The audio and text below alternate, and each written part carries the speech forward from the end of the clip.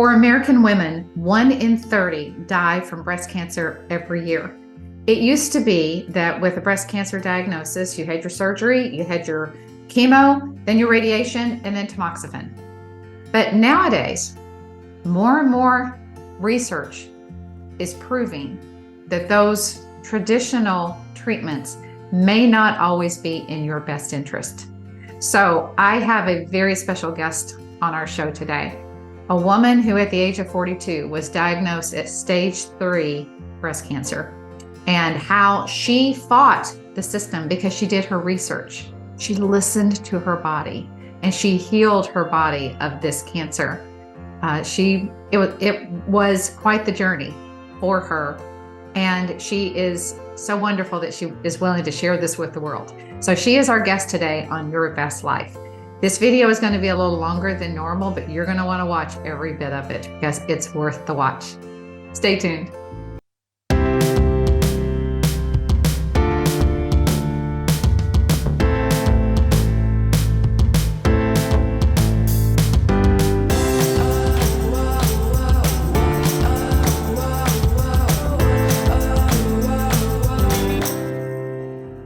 Hi, and welcome to another episode of Your Best Life. My name is Beth Schomp. I'm your host and your healthy living correspondent. And on today's episode, we have a wonderful guest speaker today with an amazing story to tell. Jessica Waller was diagnosed with stage 3 breast cancer back in 2021. And her story is filled with details that every woman needs to know in prevention, in treating, and in healing her body of this cancer. Now, this video may likely run a little longer than most of my videos because there's so many great details that Jessica has to share. You're going to want to stick around to the very, very end. So Jessica, thank you so much for joining us today.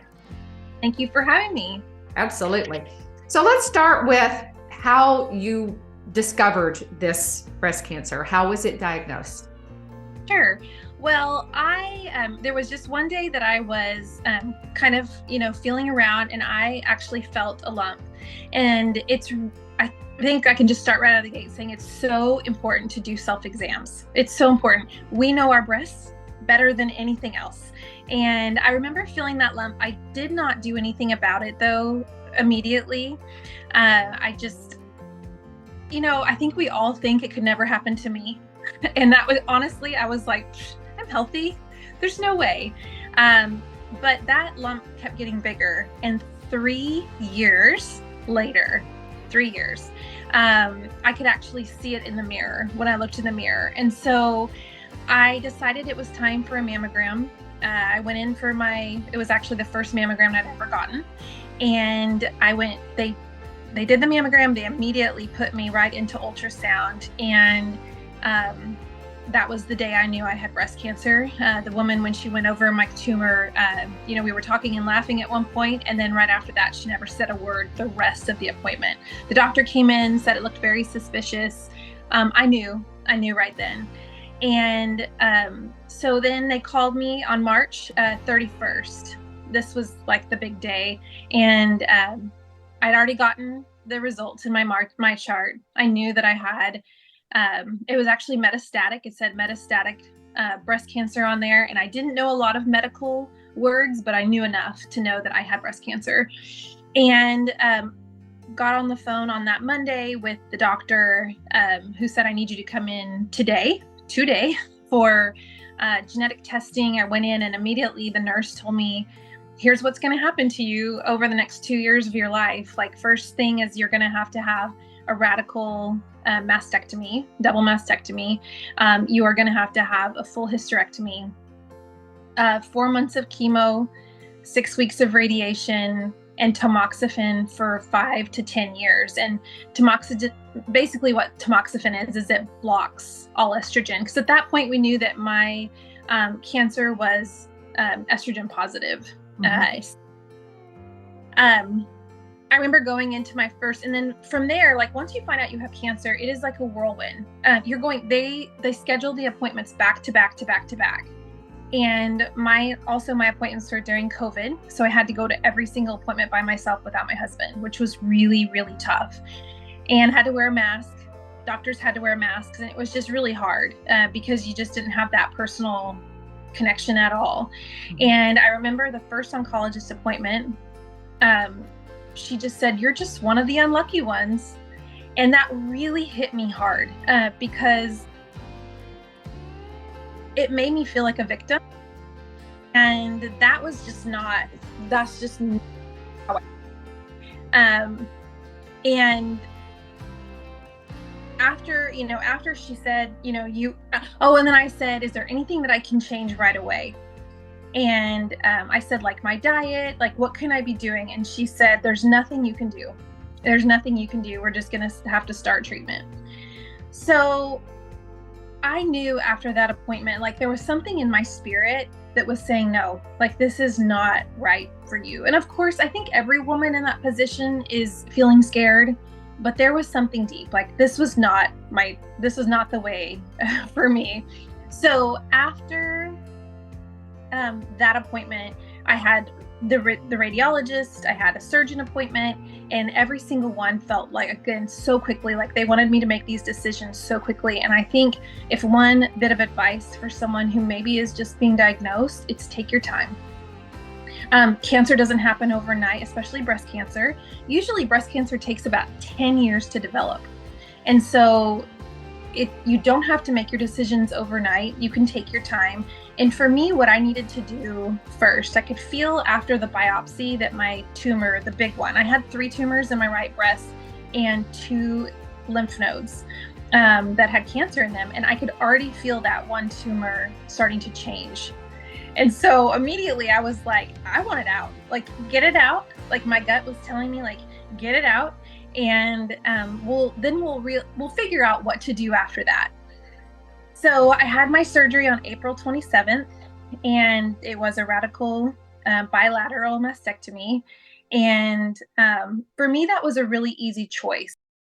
Hi, sorry for interrupting the show. I just wanted to take a moment to let you know about one of my passions other than hosting this show. I belong to an exclusive wellness shopping club, and I have done so for over 20 years. I trust them with my family's health and my health. This club provides US-made products that are safe, affordable, focusing on your health and household and beauty. Things that we use every single day. Anyway, I'll let you get back to the show, but if you have any questions about joining, you want any information at all, I provided info below. But this was something I wanted it out of my body. And that was in April. And I had several follow-up appointments with my surgeon after that. And he kept saying, when are we going to put your port in for chemo? And I kept saying, I haven't decided on that yet, or at this point, that's not something I want to do. And this is May and June, that he's still really pressuring me to do chemo. And then I decided to get a second opinion, went to MD Anderson, which I highly recommend anytime you're making a major medical decision. Go get a second opinion, maybe even a third opinion, because these are life-changing treatments or surgeries that are happening to your body.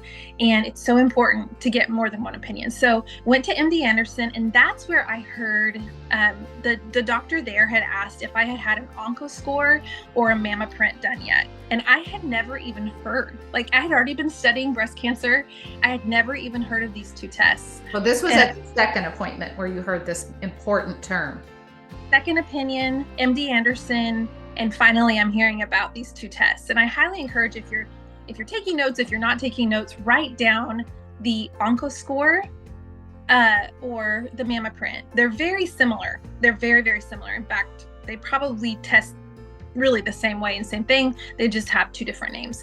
But when I got that score, and so basically with the OncoScore, which is probably the most popular to get, if you have a score under 27, then chemo is really not a benefit to your body and to your cancer, I guess I would say. And my score was 11. And so I knew then there was no reason. I mean, it would not have been a benefit. It wouldn't have been a benefit to the cancer, but it would have been a harm to your body. Horrible. So my spirit was right. Like I listened, and thank goodness that I did. And I remember being so grateful. Mm-hmm. So then this was, going down the road. So if you remember, it all started in March. I had the all the information about my cancer in April. And then here I am at another appointment. This is like third opinion appointment, a local oncologist. And he was really pressuring me to start doing chemo. And I told him about my OncoScore. I showed him all the protocol that I have been doing to heal my body from circulating tumor cells. And that's really what they're afraid of. This is why you don't just normally do surgery and then you're done, because my margins were clean. They do chemo and radiation to get what's called circulating tumor cells. But that doesn't always work. In fact, it doesn't even mean you have circulating tumor cells. Yes. So, it's a just in case you have circulating tumor cells. Like you said, what radiation and chemotherapy do for your body, those should be the last resort. I mean, the very last resort, because the harm that it can cause, the damage that it can cause long-term to your cells. That's exactly what we ran in with Russ and his pancreatic cancer. Right. Absolutely. Right. See it in people. You can see it. I remember walking past the room where people were getting treatment, and my heart just wanted, I wanted to grab them and take them with me and let's run away. It's just that you could see how hard this was for them.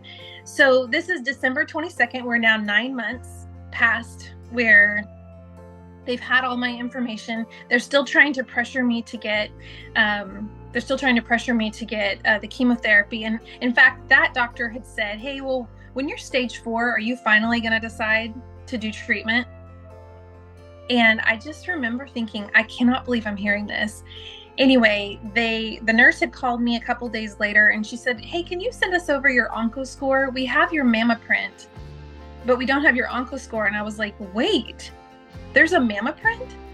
And she said, yeah, it was done when you had your surgery. So they had, in the MammaPrint actually showed that I had a 1.5% benefit from chemo.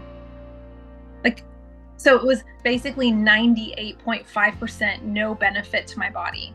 So this had been in my file for 9 months, and either they didn't look at it or they didn't care what it said. And so something that was really important to me was to really arm other women with information. You do have to be your own advocate and or your spouse's advocate when you're going through the cancer world, because everything's thrown at you so fast. There's a lot of tests that are available but are not offered. And I think you also had a test done, right, with Russ that was not. We did. We uncovered, I didn't know about it until he almost died after the 4th treatment. And the doctors said, yeah, we're a little bit concerned too, because he has lost so much weight. So we're thinking about doing this blood test to see even if he can metabolize the chemo in the first place. And I just, wait, what? Should we not have done this first? And they said, well, the reason we normally don't is it's just not covered by insurance. And it really wasn't expensive. It was $500. But I said, that was my call. That wasn't your decision. And I think in the end, what I want our audience to understand is there is a time and place for chemo by all means. Shrinking a tumor would be more the appropriate time for that. But we have to remember that chemo is a business and they're pushing their livelihood. So I think that's what we have to remember with all of this. And we do have to be the advocate, and we do have to ask the hard questions. And we have to remember, whether it's the oncologist, whether it's a radiologist, whoever, they work for us. It's very true. And it is important. Chemo is very important, and radiation is very important. Let's say if you have a tumor that's blocking an organ from working correctly or is inoperable, then those are amazing, incredible treatments because they do work in that area. But if you can't get, a tumor removed and you have clean margins, you really need to get, and they're still pushing chemo, you really do need to get some more opinions. And I'm so glad that I did. Glad that I did. So bottom line, through my whole story, and I did really have to fight to get a lot of these tests, I'm so glad that I didn't cave in with the doctors because I would have gone through all this chemo, I would have been so sick. And one of the biggest reasons I didn't want to is because I couldn't be sick. There wasn't in a time in my life. My kids were graduating from high school, graduating from college, going to med school, getting their license. Like there was so many things I just couldn't miss. But so grateful that I trusted, my spirit, trusted my gut. So I want to talk a little bit about prevention. Good. Okay, because that is for me, that's kind of like my heart right now. That's why I decided, I remember that day that the doctor said that nutrition would do nothing for me, nothing for my cancer. That is the day I started looking into master's programs for clinical nutrition. And so I'm like 8 months away from having my master's in clinical. No, I'm not. I'm much closer than that. But in December, I will be graduating with my master's in clinical nutrition, and I will be starting a practice where I help people heal from chronic disease, including cancer. And that is like really my heart. So in doing research now for 2.5 years, what I have found is that diet does matter. The Mediterranean diet is by far the best one for prevention of disease. You can go online and you can find many recipes, a lot of the details. I won't go into the details just because of time, but a Mediterranean diet is very low in animal protein. And this is important because a diet high in animal protein, and when I say high, I mean over 75 grams a day, it can cause the body to be very acidic, and cancer grows in very acidic environments. So a diet high in fruits and vegetables and, whole grains and beans, nuts, and seeds, things like that, that creates a very alkaline body, and cancer doesn't grow, and many diseases don't happen. So we want to eat a very high fruits and vegetables diet. 8 to 10 servings a day lowers your chances of cancer recurrence by 40 to 50%. Just that, if you just change that, which is huge. Another one is going to, doing those self-exams. A lot of times they say that the very best prevention is mammograms, but we only get to do those once a year. True. Self-exams we can do once a month. And again, you know your body better than anybody else. It's so important. One of the other ones is exercise. Exercising 30 minutes a day is so important. It like lowers your cancer incident rate by like 40%, which is huge. It's free. Free. And so just that can reduce your breast cancer recurrence by 40%. The next one is your vitamin D levels. This is so important. I never even knew the importance of vitamin D until I had breast cancer.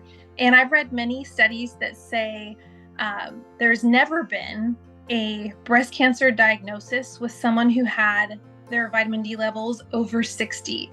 Now, I've asked around. I've never heard that either, but I've also, this was actually not a PubMed study that I read that on. It was a book that had some information on that, but this is huge. This is really big. So we want to have our vitamin D levels above 60 at all times. You can do this by getting in the sun 10 to 15 minutes a day.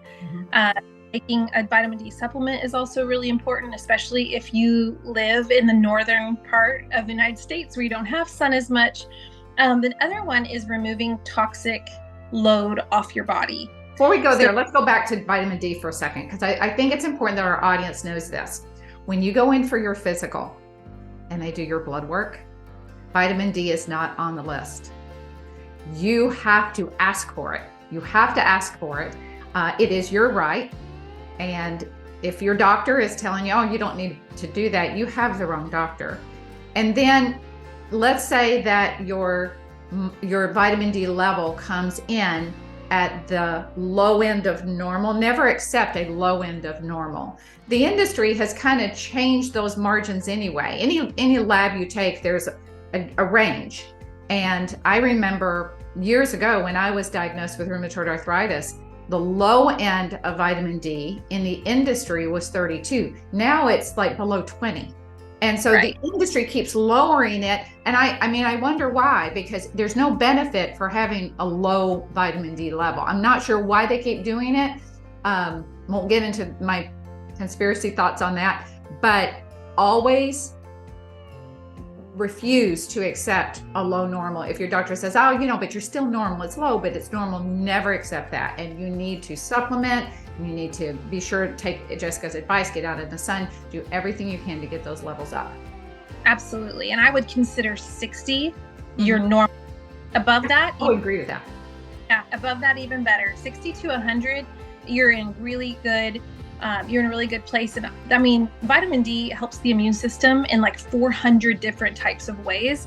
Since I got my vitamin D consistently in the 80 to 100 range, I have not been sick one time, I think since before my cancer diagnosis, not once. And I used to have chronic upper respiratory infections all the time. It's amazing what vitamin D can do for your body, but it's so important for bone health.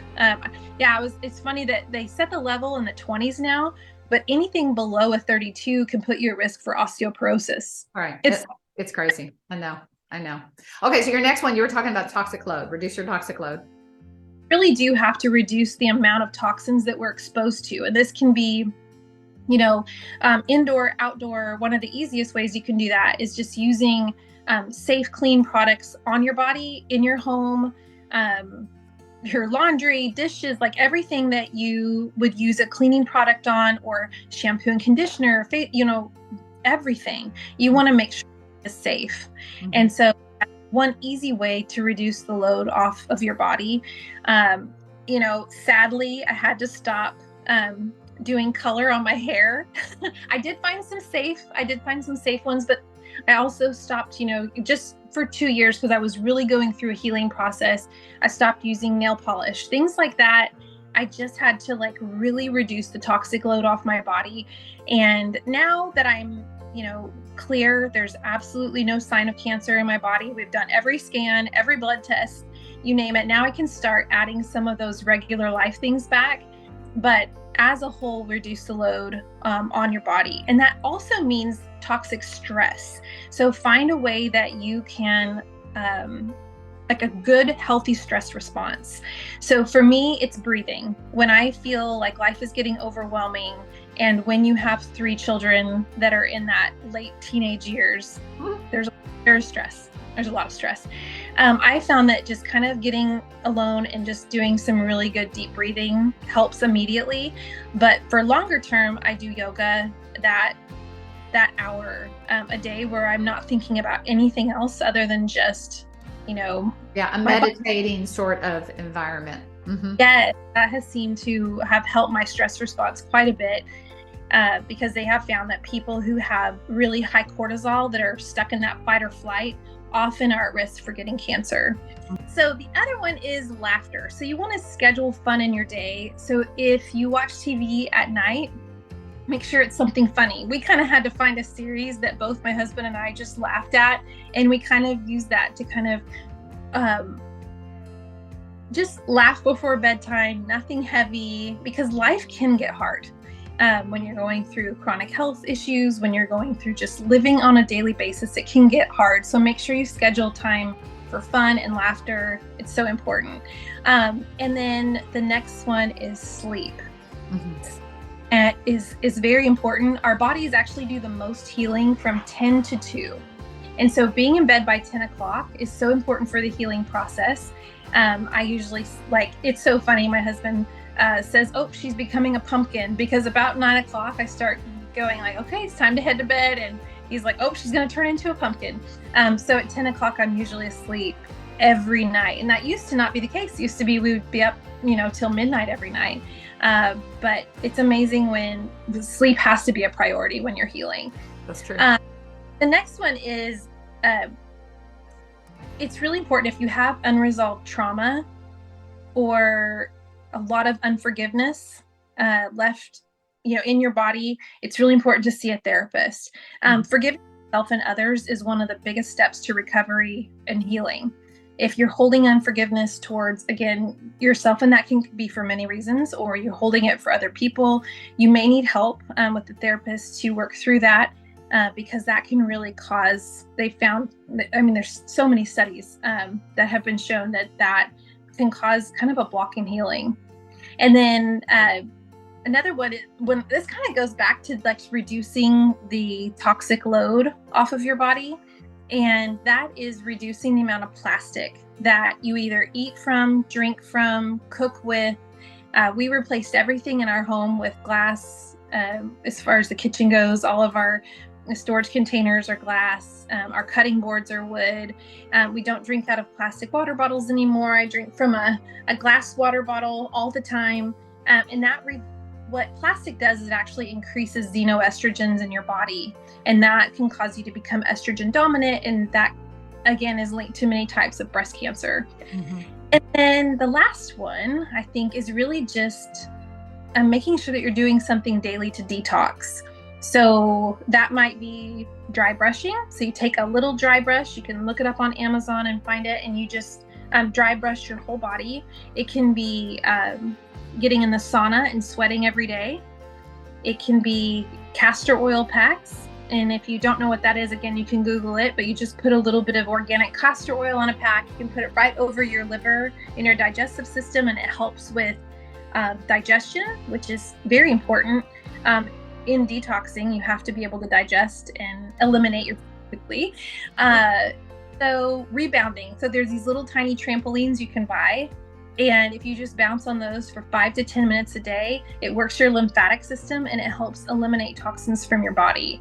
And it's kind of fun too, and also might make you laugh, especially if you record yourself, you will be laughing.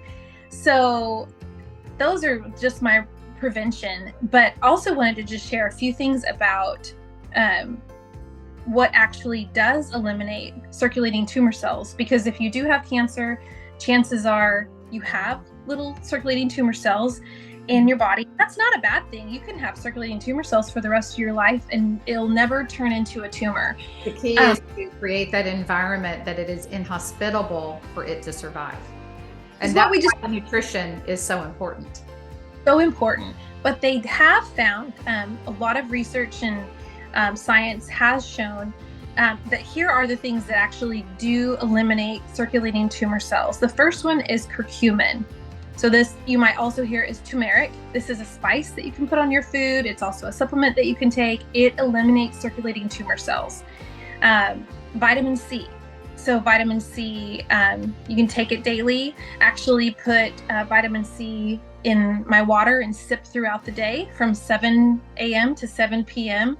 Just drinking a ton of vitamin C. Again, that eliminates any circulating tumor cells. Well, let's stop for a second on that. So you're not drinking orange juice. You're drinking ascorbic acid that you're putting into your water, correct? Ascorbate, but it's very similar, but that's the one that I drink. I put about 4,000 milligrams in my water and I sip it. And then once I'm out of that, I add more, but I do about 12,000 milligrams a day. And I'm just sipping throughout the day. You don't absorb more than 500 milligrams an hour. And that's why you're sipping it. And I'm not just taking pills or drinking orange juice. But because if I drank that amount of orange juice, my blood sugar would be skyrocketing. Right. That's why I wanted to make sure we clarified. Mm-hmm. Actually, you can buy it at your health food store, but it's sodium ascorbate. It's very high. You don't want to drink a ton of it at once, again, because your body can't. You're not absorbing it. That's the important part. Why you want ascorbate. Okay. Ivermectin. Now, this is actually a prescribed pharmaceutical, but ivermectin, it actually does eliminate circulating tumor cells. There are many doctors who treat cancer with ivermectin and see tumors shrink using that. It's been studied for 50 years, has very little to no side effects and long-term effects to your body. There's also 2 other ones. This is only for people really who have active cancer that you're looking to reduce the amount of circulating tumor cells, but it's fenbendazole and doxycycline. And you can, I'm not going to go into the details of that, but if you want to Google those 2, fenbendazole and doxycycline, and when you're Googling something, this is like a little tip for research, because, you know, the internet can tell you anything. Like you can look up something and literally will tell you one study says it's good, one study says it's bad. One of the things, there's 2 sites that I go to find out the truth, the science. One is Healthline. Healthline is all peer-reviewed, very easy to read. That's why I like it. Very easy to read. And then there's PubMed. All peer-reviewed scientific journals, and it's a little harder to read, but it's really the research, and there's so much information with cancer on that page, or on PubMed, and natural healing. And I have, all of the protocols that I did my first year printed out in PubMed, so that if any doctor ever tries to tell me that there's no research behind what I'm doing, I can hand him, what I've got.